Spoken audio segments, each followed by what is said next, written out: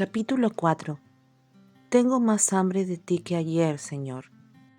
La oración es lo primero. La oración debe ser siempre lo primero. En 1 de Timoteo 2:1, el apóstol Pablo dice: exhorto ante todo. La expresión ante todo en el original es protón, que significa primero que todo. Literalmente, el texto indica que primero que todo se hagan rogativas, oraciones, peticiones y acciones de gracias por todos los hombres, familia, amigos, conocidos y desconocidos. Lo primero es orar porque orando aprendemos a orar. En la oración, tu oración se perfecciona. ¿Por qué la oración es lo primero? Porque trae a Dios a la escena. Observa las siguientes metáforas o analogías curiosas sobre la oración. La oración es como un trampolín. Cuando oramos, le entregamos a Dios el trampolín para que Él salte a la pileta. La oración es como una casa. Cuando oramos, abrimos la casa para que el Señor traiga todas sus provisiones. La oración es como una cabeza de playa. Cuando oramos, establecemos esa posición inicial para que el ejército del Señor desembarque, capture y conquiste todo lo que necesita conquistar. La oración es como una pista de aterrizaje. Al orar, le proveemos al Señor un lugar para que aterrice con todas sus bendiciones. La oración es como un motor que enciende todo, lo que permite que Dios comience a moverse. Orar debe ser lo primero, lo segundo, lo tercero y lo último. La oración es, en esencia, disfrutar del Señor. ¿Cómo sabes si creciste?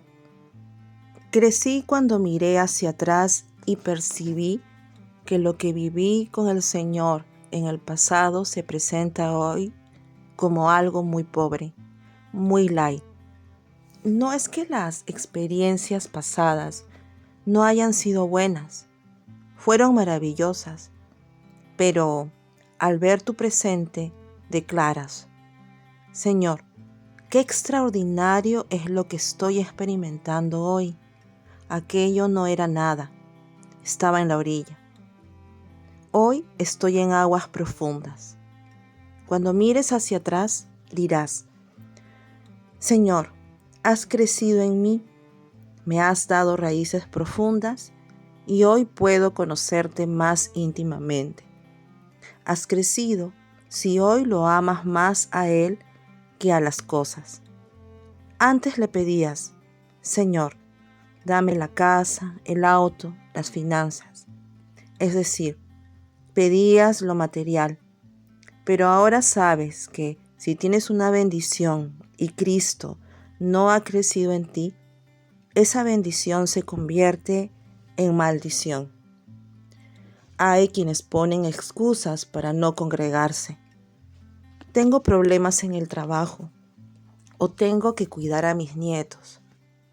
Pero si la bendición, tener trabajo o nietos, es más importante que tu relación con el Señor, entonces esa bendición terminará siendo una maldición.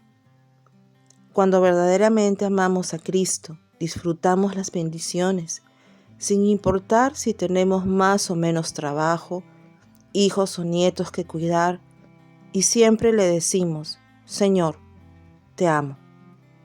Quiero que Cristo crezca en mí. Nuestro presente tiene que ser el mejor momento. Crecí cuando todo lo que vivo a cada momento me recuerda al Señor.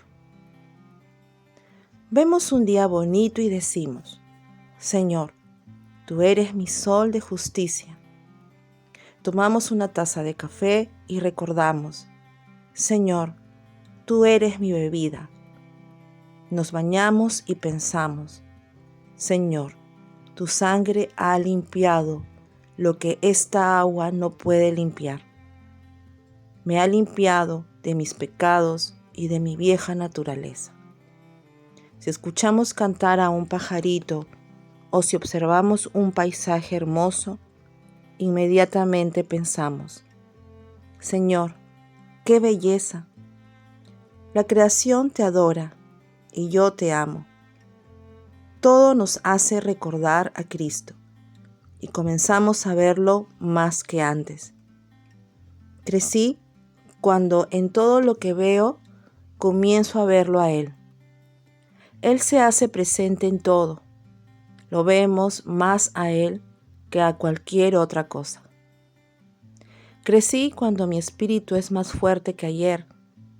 Antes perdías 5 pesos y te deprimías, pero ahora pierdes mucho más y sigues adorando igual. El Señor fue aumentando en tu vida. Crecí cuando tengo más hambre de Él que ayer. Cuando tienes hambre, comes a Cristo y estás satisfecho. Sin embargo, aunque ciertamente estás satisfecho, sigues con hambre. El hambre nos lleva a comer de Cristo, y comer de Cristo nos da más hambre de Él. De esta manera, el Señor crece en nosotros y produce fruto externo.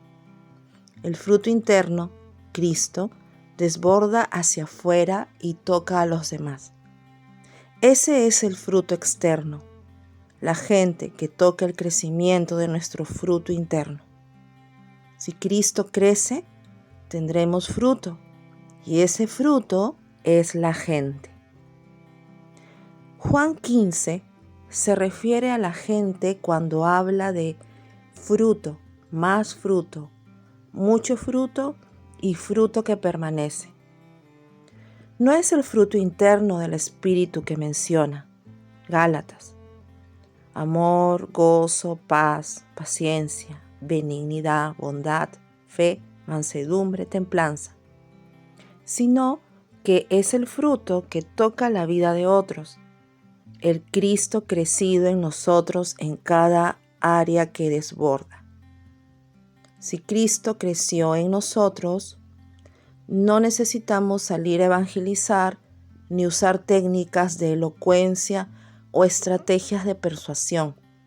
Simplemente hablamos del Señor de manera natural y compartimos nuestras experiencias con Él.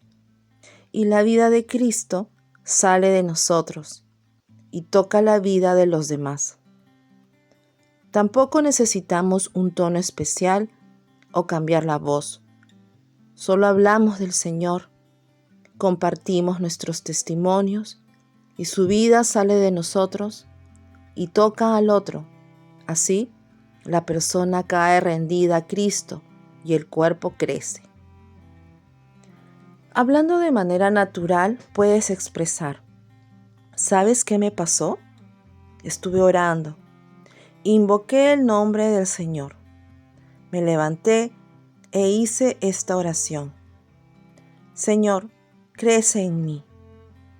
Lo compartes con el otro sin forzar nada, aunque quizá no lo entienda del todo, porque el hombre natural no comprende las cosas de Dios. Sin embargo, tenemos al Espíritu Santo, que es nuestro traductor celestial. Él se meterá en el corazón de la persona y le hará entender las cosas del Señor. Lo quebrantará y lo traerá a Cristo para que el cuerpo crezca.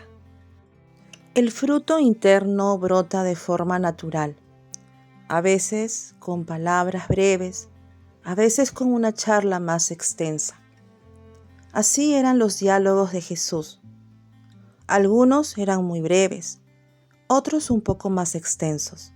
En ocasiones iba a comer con alguien y otras veces se quedaba en la casa o en la montaña. Jesús no tenía un salón especial de enseñanza ni decía: vamos a hacer un curso de perfeccionamiento. Aunque en cierto sentido enseñaba, Él simplemente salía y hablaba de sus experiencias con el Padre. El crecimiento verdadero es que Cristo aumente en nosotros y que en cada área seamos uno con Él. Solo Él puede darte el crecimiento. ¿Cómo? Comiendo y bebiendo del Señor. Sentir el fuego del Señor sin Cristo no es crecimiento. Dicho de otra manera, crecer en Cristo es que Él aumente en ti y tú disminuyas. Eso es crecer en Cristo. ¿Está aumentando Cristo en tu vida? ¿Estás disminuyendo tú? ¿O Cristo está creciendo y tú también? Jehová de los ejércitos dice así: Ve, entra a este tesorero, a Sebna el mayordomo, y dile. Isaías 22:15. En aquel día llamaré a mi siervo Eliaquim, hijo de Hilcías. Isaías 22:20. Isaías 22 narra que había un hombre llamado Sebna que era tesorero, es decir, tenía la llave de la puerta del depósito de los tesoreros. Un día Jehová de los ejércitos le dijo al profeta: Ve, busca al tesorero, al mayordomo Sebna, y dile: estás despedido. Isaías 22 del 15 al 19. Sebna representa el viejo hombre. En el versículo 20, Dios dijo: En aquel día llamaré a mi siervo Eliaquim, y a él se le dará la llave, que llevará sobre su hombro. Versículo 22. Eliaquim representa a Cristo y la llave, que era grande y pesada. Representa la autoridad para abrir los tesoros celestiales. Cristo es quien carga la llave que abre los tesoros del cielo. Además, Isaías afirma que Cristo es el clavo bien clavado, es decir, un clavo firme y seguro en el cual se colgaban las vasijas. ¿Qué significa esto? Cristo está afirmado en su trono y Él tiene los vasos de la bebida celestial. Hoy necesitamos decirle a nuestro yo: te despido, ya no me gobiernas, no me importa lo que sientes, me niego a ti porque ahora Cristo está contratado y tiene la llave para darme los tesoros celestiales. De esta manera, Cristo habrá crecido. Basta de enredos. El viejo hombre se enreda y se enreda. ¿Fuiste alguna vez a pescar y se te enredó la línea? ¿Qué luchas son los enredos para los pescadores? De la misma manera, hay personas que se enredan con las palabras. ¿Por qué dijiste nos vemos después y no nos vemos mañana? Dicen. Otros se enredan mirando a los demás. Pero, ¿cómo se le ocurre subir esa foto a las redes sociales? Hay gente que se enreda en discusiones y en críticas. Esto mismo le ocurrió a Jonás, quien se enredó en sus pensamientos y en sus quejas. Jonás fue uno de los hombres que se enredó al desobedecer. Las aguas me rodearon hasta el alma. Rodeándome el abismo, el alga se enredó a mi cabeza. Jonás 2:5. Necesitamos dejar en la cruz las algas de nuestra vida, aquello que nos ata al pasado, resentimientos, lo que nos dijeron o lo que esperábamos que otros hicieran y no hicieron. Segunda de Timoteo nos muestra un claro enredo. Ninguno que milita se enreda en los negocios de la vida. Segunda de Timoteo 2:4. Muchos se enredan diciendo: ahora tengo que trabajar. Mis hijos me necesitan. Con Dios estoy bien, pero no puedo ir al cuerpo de Cristo. No podemos decirle así al Señor y no al cuerpo. Cristo es todo, es cabeza y es cuerpo. Por un instante piensa en los atletas profesionales. ¿Te imaginas a un corredor de maratón cargando un cinturón de herramientas y una mochila? No, los atletas profesionales no se enredan con cosas innecesarias. Llevan lo mínimo necesario para correr. Me acuerdo de un pastor cubano amigo. Él tenía 50 años y yo 25. Estábamos en Miami. Un día me pidió que lo acompañara a comprar zapatos. Recuerdo que se emocionó cuando en una zapatería encontró unos zapatos bien livianos. Al principio me pareció curioso, pero ahora que pasé los 50, lo entiendo perfectamente. Todos solemos enredarnos, pero un soldado que va a la guerra no puede enredarse. Y Pablo dice que somos soldados. Absalón también se enredó con el orgullo. Mira lo que sucedió. Y se encontró Absalón con los siervos de David, e iba Absalón sobre un mulo, y el mulo entró por debajo de las ramas espesas de una gran encina, y se le enredó la cabeza en la encina, y Absalón quedó suspendido. Segunda de Samuel 18:9. Absalón, montado en un mulo, quedó colgado cuando su cabeza se enredó en las ramas de un árbol. El orgullo lo enredó, lo cual a nosotros también puede sucedernos. Sin embargo, la cruz es el cuchillo que corta los enredos. El altar les da fin. El carcelero de Filipos también se enredó. Pablo y Silas estaban orando y adorando en la cárcel. De pronto, las puertas se abrieron y las cadenas se rompieron. Las puertas de la cárcel se abrieron, cayeron las cadenas y el carcelero bajó. Lo que ocurrió luego lo narra el siguiente versículo. Despertando el carcelero y viendo abiertas las puertas de la cárcel, sacó la espada y se iba a matar, pensando que los presos habían huido. Hechos 16:27. Pensando. Ahí está el enredo. Cada vez que pensamos, nos enredamos. El carcelero pensó que los presos se habían escapado y que su familia sería castigada por esa huida. El hombre se dejó llevar por la desesperación y se iba a quitar la vida. Pero allí mismo Pablo le gritó: «No te mates, estamos acá». El que no tenía luz pensó en matarse, y el que tenía luz vio al que no la tenía y le dijo: «No te mates, estamos todos acá, no se fue nadie».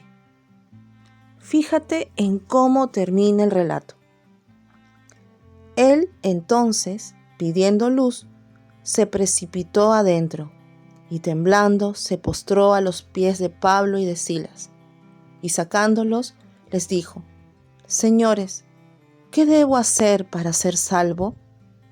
Ellos dijeron: «Cree en el Señor Jesucristo y serás salvo tú y tu casa». Y le hablaron la palabra del Señor a él y a todos los que estaban en su casa. Hechos 16, del 29 al 32. Qué hermoso es el Señor, edificando a Cristo y su casa. Para que Cristo crezca, tenemos que ver el cuadro grande, la panorámica. El cuadro grande, lo que Dios decidió que va a hacer sí o sí, nos llenará de Cristo para caminar en nuestras cosas cotidianas.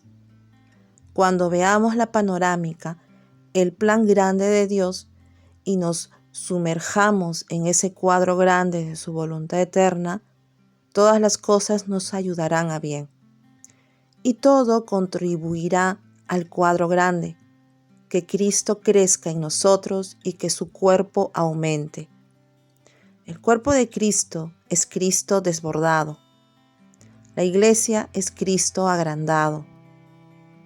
Cristo quiere crecer en ti y en mí, pero también en su cuerpo. Él quiere que más personas sean parte del cuerpo. Cuando ganamos gente para el Señor, el cuerpo de Cristo crece. Así lo expresa Pablo en estos versículos. Desde el día que lo oímos, no cesamos de orar por vosotros y de pedir que seáis llenos del conocimiento de su voluntad en toda sabiduría e inteligencia espiritual, para que andéis como es digno del Señor, agrandándole en todo, llevando fruto en toda buena obra y creciendo en el conocimiento de Dios. Colosenses 1, del 9 al 10. Qué gran oración la de Pablo. Pablo oraba para que la gente fuera llena de todo el conocimiento de su voluntad. Y ese pleno conocimiento es ver el cuadro grande de Dios. Él oraba para que fueran llenos del conocimiento de su voluntad en toda sabiduría e inteligencia espiritual, para que anduvieran como es digno del Señor. Ese andar hace referencia a nuestra vida cotidiana. Si vemos la panorámica, nuestro caminar estará lleno de victoria. ¿Y cuál es la panorámica? Que Cristo es todo. Todo gira alrededor de Cristo. El cuadro grande de Dios es que Cristo crezca, que Él sea todo en todos, que tengamos un Cristo grande, no un Cristo pequeño o un Cristo pecera. Él es un océano inmenso, infinito. Todo lo que sabemos de Él es apenas una pequeña parte. Pablo nos recuerda que su sabiduría es inescrutable, no tiene fin. Cuando el Señor nos muestra su grandeza, podemos caminar en victoria. No obstante, si tenemos un Cristo reducido a ciertas áreas, para ciertos momentos, perdemos su plenitud. Dios quiere mostrarnos que Él es grande, que es todo en todos, y que su plan es hacer que Cristo crezca en nosotros y en su cuerpo. Esta panorámica no se entiende solo con la mente, porque se trata de una visión espiritual. Por eso, cuando Pablo se convirtió, dijo: no fui rebelde a la visión celestial. El apóstol vio el cuadro grande de Dios, vio a Cristo y al cuerpo, y cuando eso se le reveló, comprendió que todo apunta a edificar a Cristo y su casa. Te invito a hacer un ejercicio visual. ¿Qué ves en la imagen? Sí, es una mariposa. Continúa observando. Al principio vemos solo una mariposa, pero luego nos damos cuenta de que hay un cuadro más grande. Así también es el plan de Dios. El cuadro grande es Cristo y su casa. Pídele al Señor que te alumbre para ver así este cuadro grande. Al hacerlo, tu vida se va a simplificar. Cada problema ya no será un enredo, sino que todo contribuirá a que Cristo crezca y a que su casa se edifique. Es por esta razón que Pablo oró por el pleno conocimiento de su voluntad. Panorámica de Levítico. Veamos ahora la panorámica del libro de Levítico. Observemos la organización. 1. Ofrendas principales. Levítico del capítulo 1 al capítulo 7. 1.1 La ofrenda del holocausto en Levítico 1. 1.2 La ofrenda de primicias en Levítico 2. 1.3 La ofrenda de paz. Lo encontramos en Levítico capítulo 3. 1.4 La ofrenda de pecado. Lo encontramos en Levítico capítulo 4. 1.5 La ofrenda expiatoria. Lo vemos en Levítico 5, versículo 14. 1.6 Leyes de los sacrificios. Lo encontramos en Levítico 6, versículo 8. 2. Consagración de Aarón y de sus hijos. 2.1 Los sacrificios de Aarón. Está en Levítico 9. 2.2 El pecado de Nadab y de Abiú en Levítico 10.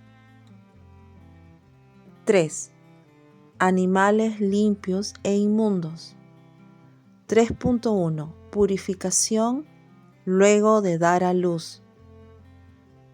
Levítico 12. 3.2 Leyes para la lepra. Lo encontramos en Levítico 13. 3.3 Impurezas físicas. Lo vemos en Levítico 15. 4. El día de la expiación. Está en Levítico 16. 5. El santuario único. Lo vemos en Levítico 17. 5.1 Actos inmorales prohibidos. En Levítico capítulo 18. 5.2 Leyes de santidad y justicia. Lo encontramos en Levítico capítulo 19. 5.3 Penas por actos de inmoralidad. Lo encontramos en Levítico capítulo 20. 5.4 Santidad de los sacerdotes. Lo encontramos en Levítico 21. 5.5 Santidad de las ofrendas. Lo vemos en Levítico 22. Y 5.6 Las fiestas solemnes. Lo encontramos en Levítico capítulo 23. 6. Bendiciones de la obediencia.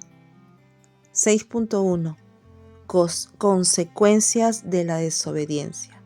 Lo vemos en Levítico 26, versículo 14. En primer lugar, vemos las ofrendas del holocausto, de primicias, de paz, de pecado y de expiación. En segundo lugar, están las leyes de sacrificios, de santidad y de purificación. En tercer lugar, continúa con la consagración de Aarón, los animales puros y los animales impuros, las leyes de la lepra y mucho más. Sin embargo, cuando vemos la panorámica, entendemos que Levítico habla de las ofrendas, de cómo ofrendar al Señor. Panorámica de Levítico. Yo lo ofrendo a Él como ofrenda. Él se da a mí como ofrenda. Ambos disfrutamos. La ofrenda es Cristo. Le ofrecemos al Padre a su Hijo como nuestra ofrenda, y Él nos devuelve a Cristo crecido para que lo disfrutemos. Por ejemplo, le dices al Padre: Señor, te presento a mi Salvador. Tu Hijo me salvó en la cruz del Calvario. Él es mi Señor y mi ofrenda a ti. ¿Y sabes qué hace el Padre? Te devuelve a Cristo crecido para que comas de Él, y el Señor también come de tu ofrenda. ¿Y sabes dónde sucedía todo esto? En el tabernáculo. Austin Sparks decía: estamos encerrados, el mundo no nos ve, no sabe que existimos, porque estamos en el cuerpo presentando al Hijo, y el Padre como al Hijo se deleita en Él, en el pan de vida, y nos lo devuelve para que también comamos de Él. El Padre disfruta del Hijo. Nosotros también disfrutamos del Hijo y el Hijo disfruta de nosotros. Tenemos una relación de amor. El mundo no lo entiende, pero nosotros estamos aquí en su presencia, presentando a Cristo como nuestra ofrenda. Y cuando salimos del tabernáculo, Él se queda en nosotros, junto con la presencia de Dios. Así, cuando la gente nos ve, ve a Cristo en nosotros. Cuando nos congregamos, el tabernáculo se hace más grande y todos nos escondemos dentro de él para comer y disfrutar de la presencia del Señor. Lucas 15 narra la historia del hijo pródigo. El hijo que se había quedado en casa le dijo al padre: «Hace años que te sirvo y no me diste ni un cabrito». La palabra años muestra cómo alguien puede congregarse durante años, cantar, llorar, escuchar los testimonios y aún así no crecer. El padre le dijo al hijo: «Hijo, todas mis cosas son tuyas». Todo era suyo. Sin embargo, el hijo no había disfrutado de las riquezas de Cristo. ¿Cuántas riquezas hay en el Señor que aún no disfrutamos? En lugar de vivir el cuadro grande, nos convertimos en cristianos fragmentados, sin una visión completa, que expresan: «Yo quiero morir, irme al cielo y terminar con todo esto». Por eso nuestra oración debe ser: «Señor, permíteme ver las riquezas de Cristo. Permíteme ver el cuadro grande, tu cuerpo, la iglesia». No nos congregamos solo para cantar, escuchar un mensaje o porque amamos a los hermanos o a los pastores, sino porque anhelamos comer de Cristo para presentarle nuestra ofrenda al Señor. Cuando nos reunimos en la iglesia, algunas personas traen poco de Cristo, porque su experiencia durante la semana fue pequeña. Otros traen más Cristo, porque experimentaron más del Señor. Pero no importa cuánto Cristo traigamos, porque Dios pone la mesa. Aunque no hayas traído nada, si vienes con hambre, vas a comer del Señor. Él nos ofrece un banquete, así que solo extiende tu mano y come. Dile: «Señor, mi única oración es que crezcas en mí, que tu cruz corte todo enredo, todo pensamiento desordenado, toda emoción complicada, todo análisis excesivo y toda mirada egocéntrica. Me rindo en el altar. Haz de mí un holocausto de olor fragante».